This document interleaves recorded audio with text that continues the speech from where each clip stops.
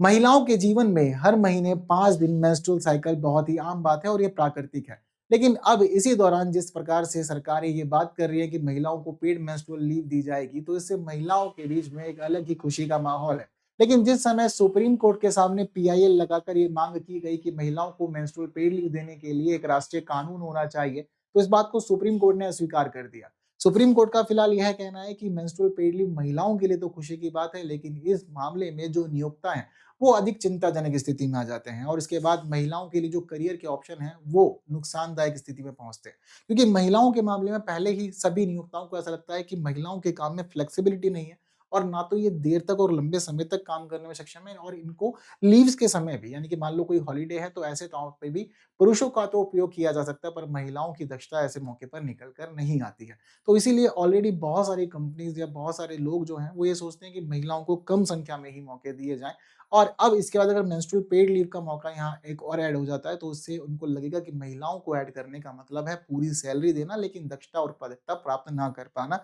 इसका मतलब महिलाओं के करियर अवशट होंगे और साथ ही महिलाओं को ऊँचे पदों तक पहुँचने में परेशानियाँ होंगी। गवर्नमेंट सेक्टर तक चीज़ें ठीक हैं, लेकिन प्राइवेट सेक्टर में परेशानियाँ हो सकती हैं और साथ ही अब इस दौरान सुप्रीम कोर्ट ने यह भी कहा है कि अगर राष्ट्रीय नीति बन जाती है, तो फिर इस मामले में चिंताएँ ज़्यादा हैं। तो ज़रूरी है कि हम लोग अधिकारों की बात करें बट अधिकारों के साथ ये भी समझें कि व्यावहारिकता क्या है और रोज़गार और इसके मामले में जो हमारे आर्थिक पक्ष है, उनके ऊपर क्या प्रभाव पड़ेगा।